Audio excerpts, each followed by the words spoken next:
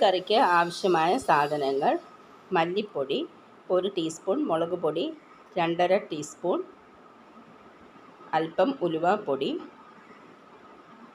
മഞ്ഞൾപ്പൊടി എന്നിവ കുറച്ച് മാത്രം വെള്ളം ചേർത്ത് കുഴച്ച് അരപ്പ് മാറ്റി വയ്ക്കുക.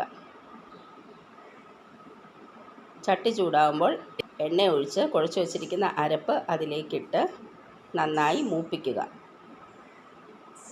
അരപ്പിലെ വെള്ളമയമെല്ലാം വറ്റി പൊടി ആകുന്ന പരുവം വരെ മൂപ്പിച്ച ശേഷം അതിലേക്ക് വെള്ളത്തിലിട്ട് വെച്ചിരുന്ന കുടംപുളിയും ഇഞ്ചി വെളുത്തുള്ളി ചതച്ചത്, കറിവേപ്പില, ഉപ്പ് എന്നിവ ചേർത്ത് ആവശ്യത്തിന് വെള്ളം ചേർത്ത് തിളപ്പിക്കുക. കറി തിളയ്ക്കുമ്പോൾ അതിലേക്ക് മീൻ കഷ്ണങ്ങൾ പെറുക്കിയിട്ട് പിന്നീട് തിളയ്ക്കുമ്പോൾ തീ കുറച്ച് വെച്ച് സിമ്മിലാക്കി 10-15 മിനിറ്റ് കൊണ്ട് മീൻകറി